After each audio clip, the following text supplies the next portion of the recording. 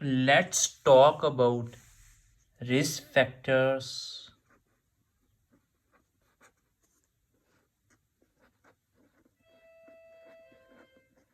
for atherosclerosis.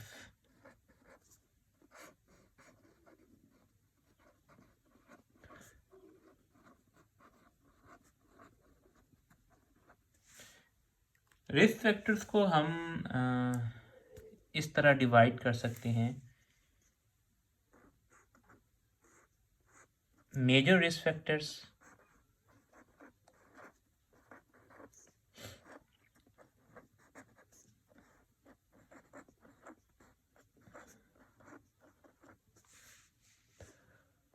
और minor risk factors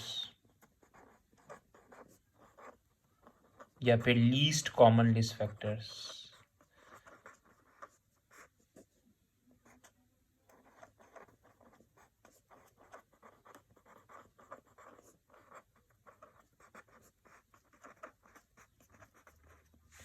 major risk factors को हम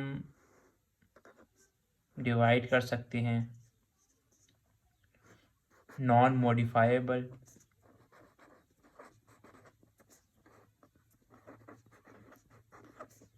रिस्क फैक्टर्स या फिर कॉन्स्टिट्यूशनल रिस्क फैक्टर्स।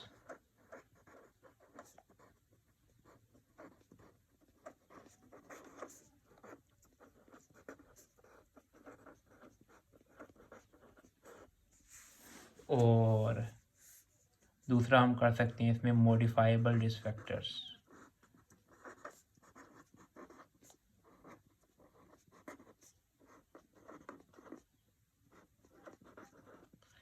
जो नॉन मॉडिफाइबल रिस्क फैक्टर्स है, इसमें सबसे पहले आ जाता है जेनेटिक्स।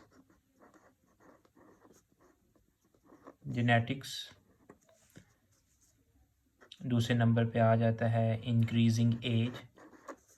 तीसरे नंबर पे आ जाता है जेंडर। और जो मॉडिफाइबल रिस्क फैक्टर्स हैं उसमें आ जाता है हाइपरलिपिडीमिया,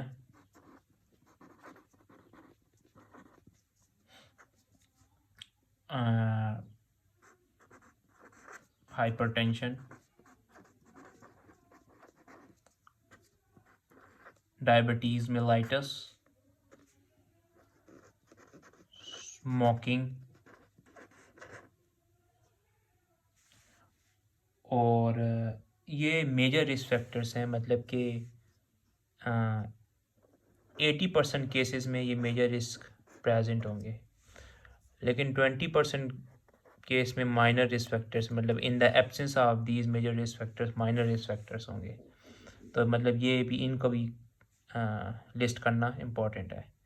दूसरी बात यह है कि इनका रिस्क फैक्टर्स का मल्टीप्लिकेटिव इफेक्ट होता है। फॉर एग्जांपल, अगर दो रिस्क फैक्टर्स हैं, अगर दो रिस्क फैक्टर्स प्रेजेंट हैं, तो जो रिस्क ऑफ एथेरोस्क्लेरोसिस है वो 4 टाइम हो जाएगा, वो 4 फोल्ड हो जाएगा। और अगर 3 रिस्क फैक्टर्स हैं तो ये 7 फोल्ड हो जाएगा एथेरोस्क्लेरोसिस के होने का चांस। माइनर रिस्क फैक्टर्स में सबसे पहले इन्फ्लेमेशन आती है,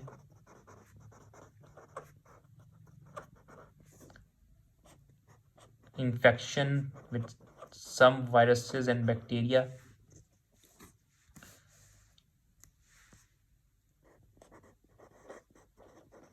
hyper homocystinaemia, high levels of lipoprotein A,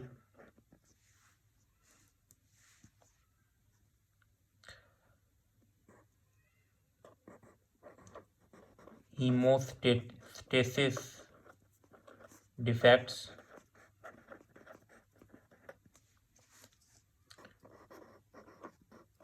metabolic syndrome,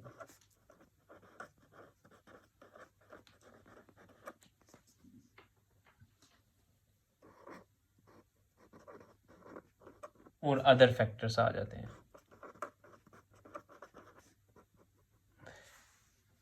in factors को हम डिस्कस करते हैं।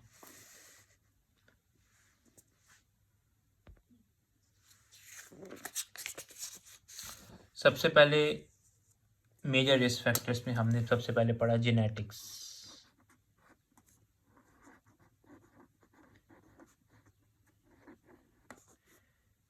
कुछ जेनेटिक एबनॉर्मलिटीज़ हैं जिसमें से सबसे पहले हमने इस पिछली वीडियो में फेमिलियल हाइपर कोलेस्टेरोलीमिया के बारे में पढ़ा।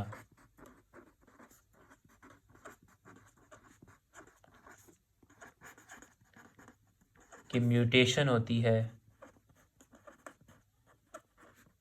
इन a gene encoding LDL receptor. तो ये सिंगल जीन डिफेक्ट है, ऑटोसोमल डोमिनेंट डिसऑर्डर है और ये सिंगल जीन डिफेक्ट है।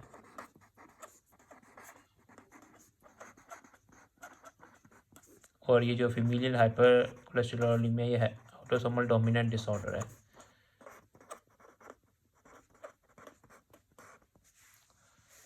दूसरा ये है कि फैमिली हिस्ट्री बड़ी इंपॉर्टेंट है। मतलब कि अगर एक एथेरोस्क्लेरोसिस की वजह से कोरोनरी आर्टरी डिजीज़ है अगर फैमिली में कि किसी मेंबर्स को, तो मोस्ट चांसेस है कि उनके जो बेटे हैं उनको हो। ठीक है, तो फैमिली हिस्ट्री इंपॉर्टेंट है। फैमिली हिस्ट्री में जो है पॉली जीन्स, ये पॉलीजेनिक होता है।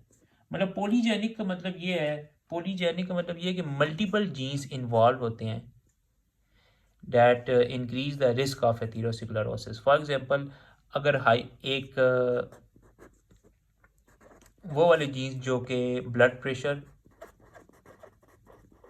और ब्लड शुगर लेवल्स को रेगुलेट कर रहे हैं, अगर उनमें म्यूटेशंस आई हुई हैं, उनमें डिफेक्ट्स हैं,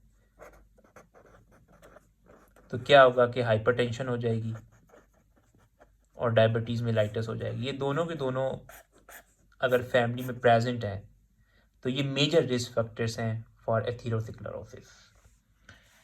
दूसरे नंबर पे एज आ जाती है।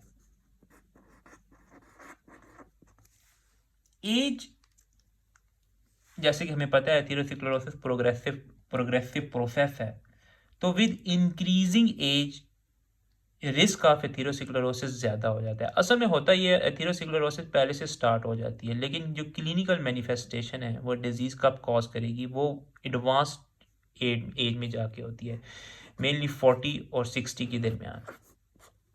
ठीक है, थर्ड नंबर पे हमारे पास जेंडर आ जाता है। जेंडर में मेल जेंडर इंपॉर्टेंट है, मेल जेंडर में रिस्क ज़्यादा होता है। फीमेल जेंडर में मेनोपॉज तक रिस्क ऑफ एथेरोस्क्लेरोसिस बहुत कम होता है। ठीक है, लेकिन after menopause risk of atherosclerosis become more than males after menopause. ठीक है, तो इसकी पीछे थ्योरी ये है कि मेनोपॉज से पहले क्यों नहीं एथेरोस्क्लेरोसिस हो रहा फीमेल्स में। उसकी रीज़न ये है कि एक थ्योरी प्रपोज की गई है कि एस्ट्रोजन का प्रोटेक्टिव इफेक्ट है, ये आर्टरीज को प्रोटेक्ट करता है अगेंस्ट एथेरोस्क्लेरोसिस।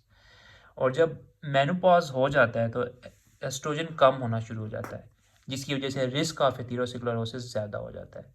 लेकिन इसमें फिर एक और बात आ जाती है कि अगर हम मेनोपॉज के बाद हार्मोन रिप्लेसमेंट थेरेपी करवाएं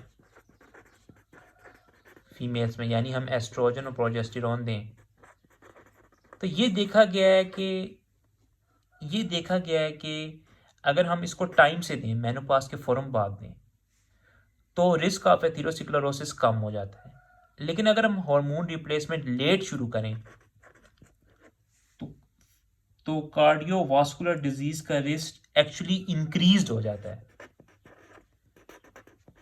तो सारी गेम असल में टाइम की है।